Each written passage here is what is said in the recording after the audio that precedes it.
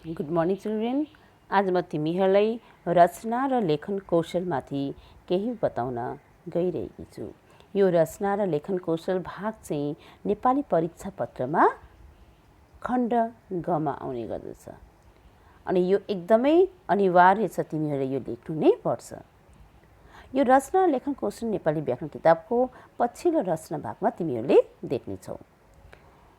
रचना लेखन कौशलभित्र चाहिँ के पर्छ भन्दाखेरि रचना र लेखन कौशलभित्र 1 नम्बर निबन्ध लेखन पर्छ, नम्बर 2 पत्र लेखन पर्छ र नम्बर 3 अनुवाद लेखन पर्छ, जो तिमीहरूले पढ्नुपर्ने छ। यसबाहेक अरू धेरै छन्, तर तिमीहरूले नेपाली व्याकरणमा यी 3वटा कुराहरू पढ्नुपर्छ। आज म तिमीहरूलाई निबन्ध लेखनको बारेमा केही बताउन गइरहेकी छु। निबन्ध लेखन, एसे राइटिङ। अब निबन्ध चाहिँ कसरी लेख्नुपर्छ, निबन्ध लेख्दा के हुनुपर्छ, निबन्धको मुख्य तत्त्वहरू के हो, कसरी निबन्ध लेखिन्छ भन्ने कुरा म तिमीहरूलाई बताउँदैछु। निबन्ध भनेको कुनै पनि विषयमा आफ्ना मनका कुराहरूलाई स्वतन्त्रता भावमा प्रकट गरिएको रचना हो। कुनै विषय लिएर त्यसका विभिन्न पक्षहरूलाई समेटेर एक रचना लेख्नुलाई निबन्ध भनिन्छ। अब निबन्ध लेख्दा मनमा याद राख्नुपर्ने पोइन्ट्सहरू, बुन्दाहरू के हुन् सुन। नम्बर 1, निबन्ध लेख्दा लेखकले आफ्नो विचार, भाव, अनुभव, कल्पना प्रकट गर्नुपर्छ। नम्बर 2, निबन्धको विषय सानोदेखि ठुलोसम्म हुन सक्छ। नम्बर 3, लेखकले कुनै पनि वस्तु, घटना, विचार र भावमाथि निबन्ध लेख्न सक्छन्। नम्बर 4, रचना वा निबन्धको भाषा शैली रोचक, सरस र आकर्षक भएको हुनुपर्छ। अब निबन्धमा चाहिने मुख्य विषयहरू के हुन् भन्दा निबन्ध तयार गर्नलाई मुख्यतः 3 विषयमा ध्यान दिनुपर्छ। 1 नम्बर सामग्री, 2 नम्बर शैली, नम्बर 3 भाषा। अब सामग्री, कुनै पनि निबन्ध लेखनको लागि उचित सामग्री हुनु आवश्यक छ। निबन्धमा अध्ययन, मनन, पर्यवेक्षण, भ्रमण अनि अभ्यास आदिको अत्यन्त आवश्यकता पर्छ। यिनीहरू नै हुन् निबन्धलाई चाहिने सामग्रीहरू। अब नम्बर 2 मा छ शैली। शैलीको अर्थ हो ढङ्ग। निबन्धमा शैलीको प्रयोगले अत्यन्त महत्त्वपूर्ण भूमिका खेल्छ। शैलीबाट नै लेखकको व्यक्तित्वको जाँच हुन्छ। वाक्यमा शब्दको प्रयोग, वाक्य रचना, उखान तुक्का मिलाई रोचकता, अनुच्छेद छुट्याई इत्यादिको बुद्धिमानीपूर्ण सजावटले शैली सुन्दर बन्दछ। नम्बर 3 मा आउँछ भाषा। भाषा चाहिँ निबन्धको चाहिने विषयहरूमा सबभन्दा अन्तिममा आउँछ। निबन्धमा भाषा शुद्ध, सुबोध, सरल हुनुपर्छ। हिज्जे व्याकरण र शब्द प्रयोगको दृष्टिकोणले निबन्धको भाषा शुद्ध हुन अति नै आवश्यक छ। अब निबन्धका तत्त्वहरू, निबन्धमा के कुराहरू हुनुपर्छ, के कुराहरू चाहिन्छ। निबन्धका मुख्यतः 3 तत्त्वहरू हुन्छन्। ती हुन् भूमिका, विषय प्रवेश र उपसंहार वा निष्कर्ष। यो एकदमै इम्पोर्टेन्ट छ। पहिला लेख्दा भूमिका लेख्नुपर्छ निबन्ध लेख्दा। सेकेन्डमा लेख्नुपर्छ विषय प्रवेश, कुन विषयमाथि दिएको छ प्रश्न, कुन विषयमाथि लेख्नु परेको छ त्यो विषय लेख्छौ। अनि लास्टमा उपसंहार भनेको आफ्नो मत दिन्छौ। अब भूमिका,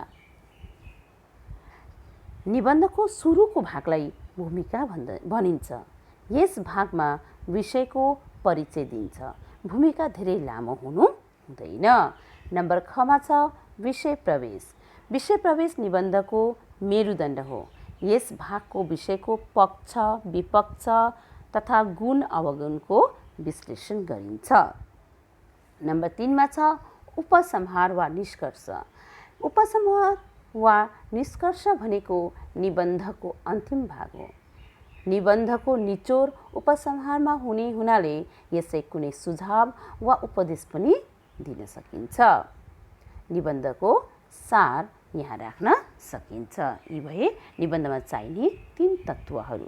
अब निबन्धका प्रकार, निबन्ध धेरै प्रकारका हुन्छन्। विशेष गरी यहाँ 4 प्रकारका निबन्धहरू दिएका छन्। वर्णनात्मक, विवरणात्मक, विचारात्मक र भावात्मक। यसबाहेक जीवनी, संस्मरण, यात्रा वर्णन तथा डायरी लेखन पनि निबन्धभित्र नै आउने गर्दछ। वर्णनात्मक निबन्ध चाहिँ भनेको के हो भन्दा वर्णनात्मक निबन्ध कुनै एक विषयमाथि वर्णन गरेको हुन्छ। त्यो विषयको परिचय, त्यसको गुण र अवगुण तथा विषयमाथि आफ्नो मन्तव्य र निष्कर्ष पनि दिएको हुन्छ। निबन्धको भाषा सरल र आकर्षक असल हुन्छ। अनि यो वर्णनात्मक निबन्धको उदाहरणहरू तिमीहरूले हेर्न सक्छौ। दसैँ तिहार, रेडियो, वन, रुखपात कुनै एउटा वस्तुमाथि लेखेको निबन्धहरू। अब छ विवरणात्मक निबन्ध। विवरणात्मक निबन्ध भन्नाले कुनै विषयमाथि विवरणसहित निबन्ध हुन्छ। यस्ता निबन्धमा पनि परिचय, लाभ, हानि, निष्कर्ष त हुनैपर्छ, तर विवरणात्मक निबन्धमा विषयको विवरणमाथि जोड दिएको हुन्छ। यस्ता निबन्धमा भाषाको चमत्कार प्रयोग गरेर निबन्ध रसिलो बनाउन सकिन्छ। जीवन चरित्र, आत्मकथा, युद्धका कुराहरू चाहिँ विवरणात्मक निबन्धभित्र पर्दछ। विचारात्मक निबन्ध लेखकको आफ्नो व्यक्तिगत विचारलाई प्रमुखसित प्रस्तुत गरेर लेखिएको निबन्धलाई विचारात्मक निबन्ध भनिन्छ। यस्तो निबन्धमा अन्य निबन्धमा जस्तो परिचय, लाभ, हानि इत्यादि स्पष्ट रूपले प्रस्तुत नगरेर लेखकको विचार नै सर्वोपरि हुन्छ, सबैभन्दा माथि हुन्छ। विचारात्मक निबन्धको उदाहरणहरू शिष्टाचार, कर्तव्य, परोपकार आदि हुन्। भावात्मक निबन्ध कुनै विषय लिएर लेखकले आफ्नो भाव अनुरूप निबन्ध लेखे त्यो भावात्मक निबन्ध हुन्छ। भावात्मक निबन्धमा भावनाको विशिष्टताले विषयलाई गम्भीर र महत्त्वपूर्ण बनाइदिन्छ। वसन्त ऋतु पनि एउटा भावात्मक निबन्ध हो।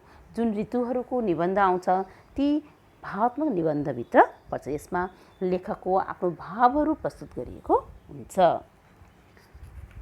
यो भयो निबन्धका प्रकार। अब म तिमीहरूलाई चाहिँ निबन्ध लेख्ने एउटा म टपिक दिइरहेको छु, विद्यार्थी जीवन। जुन मैले पढाएको छु ती कुराहरूलाई मिलाएर बनाएर त्यसकै हिसाबमा तिमीहरू निबन्ध लेख्नुपर्छ। विद्यार्थी जीवनको लागि चाहिने कतिपय मैले बुन्दा पोइन्ट्सहरू दिएको छु। भूमिका, यसको महत्त्व, तुलना, कर्तव्य अनि उपसंहार।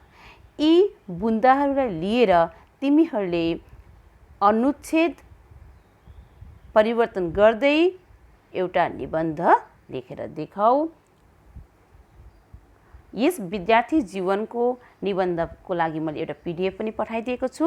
तिमीहरूले त्यहाँबाट हेरेर यी पोइन्ट्सहरू मिलाएर निबन्ध लेख्नु र मलाई देखाउनु। आजलाई यति नै, धन्यवाद।